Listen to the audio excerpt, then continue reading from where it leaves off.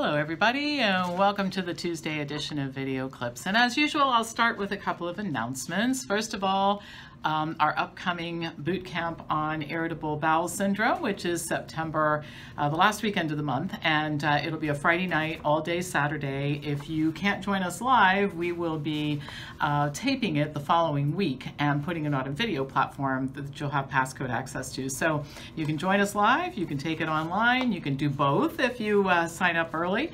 And of course, we have about 35 other wonderful educational workshops that we offer as well that you can buy in packages. So let us know if you want to participate in that. Second thing, conference is coming up, and I have finalized the schedule. I'm going to post it in the next day or so.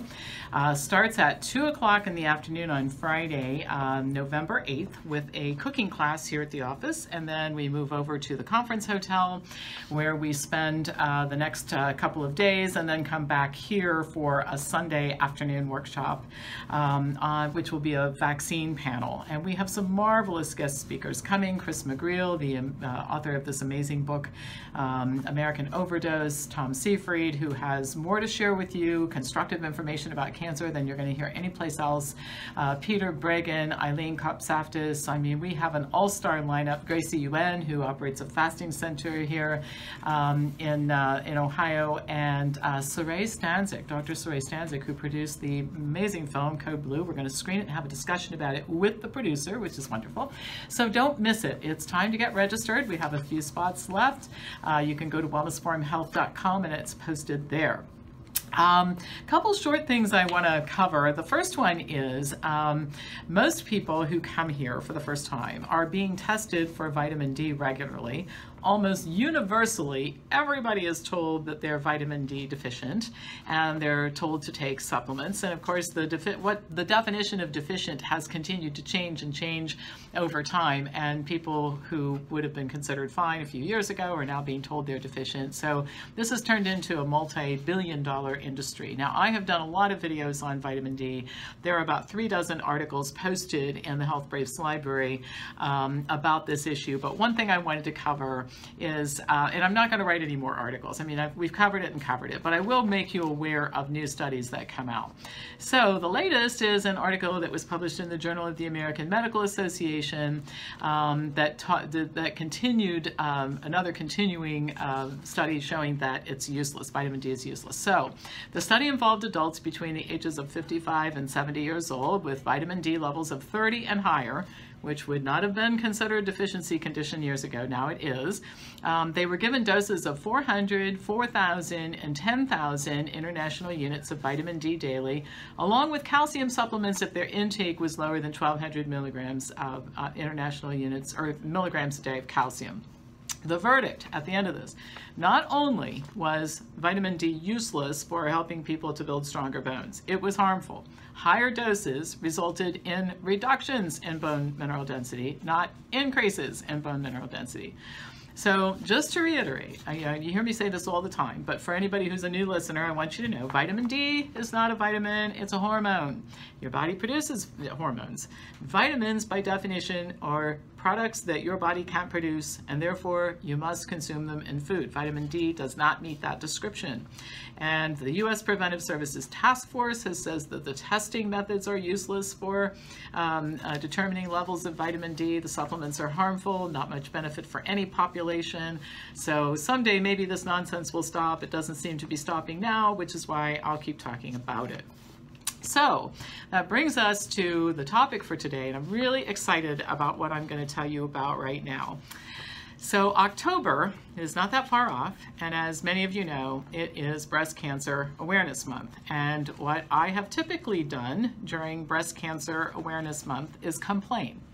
And some of you have heard me do it. I've written articles about it, I've created video clips about it, and the reason I complain is that I think the purpose of Breast Cancer Awareness Week should be to help women learn how to reduce their risk of breast cancer.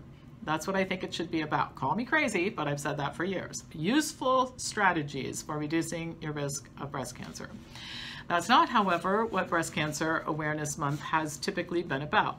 A lot of involvement from organizations who I think are well-meaning. I want to stress that I don't think that the people involved in these kinds of things are trying to do the wrong thing. They may be ending up doing the wrong thing, but I think the intentions are good. So in any case, what you see is pink M&Ms and pink buckets of fried chicken, which is insane because none of that's going to help prevent breast cancer. It promotes breast cancer. Reminders to get your mammograms and things that we know don't make any difference. So we are helping to sponsor a campaign with the Physicians Committee for Responsible Medicine that is doing something constructive to reduce the risk of breast cancer.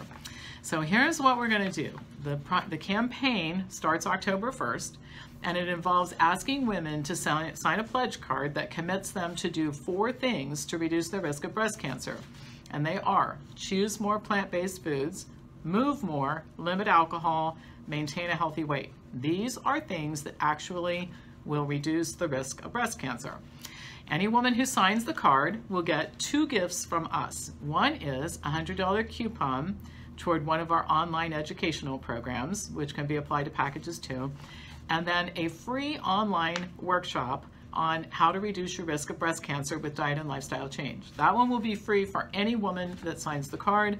The $100 gift certificate can be redeemed for toward one of our educational courses. We're going to sweeten it even a little bit more. Those of you who love the Physicians Committee for Responsible Medicine, like I do, anybody who redeems their $100 coupon before the end of November, we will give $25 to PCRM. So we're going to use this as a fundraiser to help raise money for the Physicians Committee. Now, Physicians Committee has been around for a long, long time. I've been involved with Physicians Committee for a long time, and we could spend the rest of all the video clips for the year talking about all the wonderful things that they have done that have made a big difference in human health, animal welfare, research, medical training, and that sort of thing. But I just want to focus on the latest accomplishment that Physicians Committee has achieved, and I think you'll agree it's significant, and it's one of the reasons why we want to work with PCRM and also turn this into a fundraiser for PCRM. So this week, Christy Sullivan and other PCRM scientists were invited to attend a meeting here in Washington, D.C., where the head of the EPA announced a commitment to save animals from experimentation. And the announcement was that there would be the complete ending of all animal testing by 2035.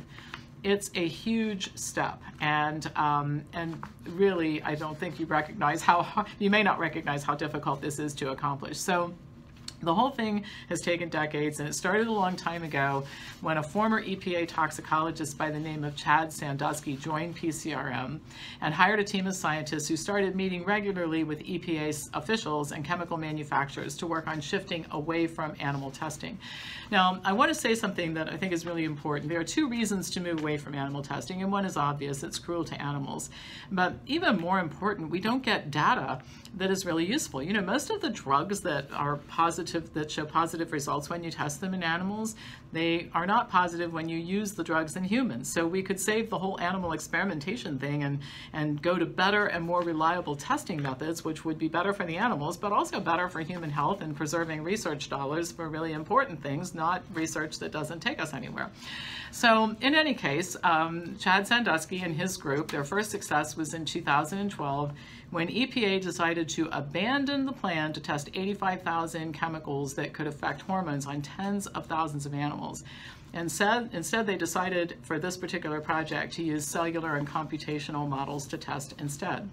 And again, not only is this better for the animals, but you get much more reliable results that are usable when you do it this way, as opposed to using animals.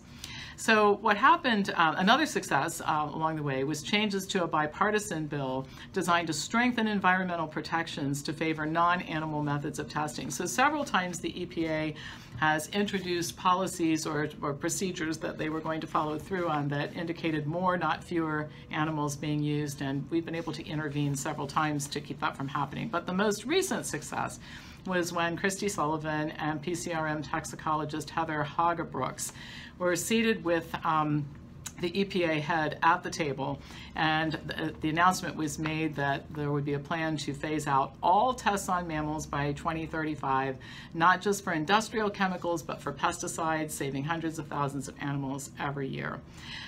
It's the first time any government agency so far has committed to ending testing on mammals across the board in all of its divisions, and the EPA is putting its money where its mouth is with $4 million allocated to this effort. So obviously we'd like to speed that up, and I'm sure that PCRM will be working on that.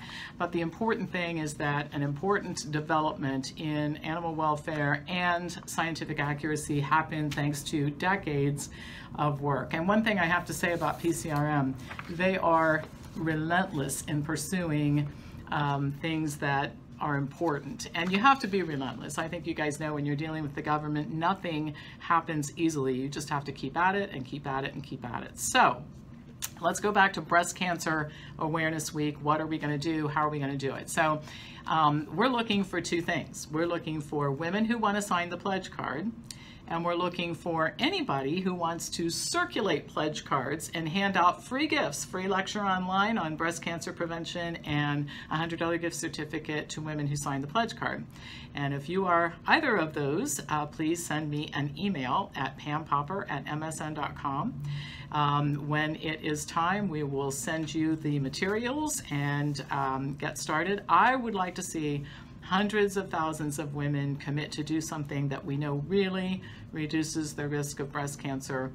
And I think making it clear what those strategies are is important, and giving them opportunities to watch the science-based version. I mean, it'll be one of my slide sets. I'll deliver the lecture on breast cancer prevention strategies using diet and exercise and weight loss and that sort of thing as strategies rather than getting mammograms. Okay, so I'm excited about this. Let's make this a huge project. Let's get hundreds of thousands or millions of women. And by the way, if you're watching this and you don't live in the United States, I don't know if you do Breast Cancer Awareness Month in Finland and Iceland and Australia and all the other places where we have viewers, but you can participate in this even if you live in a foreign country. So don't let that stop you. We can do this through email and that sort of thing. So excited about this. Help us promote it. And as usual, hit the subscribe button if you're not already a subscriber. Pass this on to anybody who you think would enjoy watching it. And I will be back to you on Thursday with more news.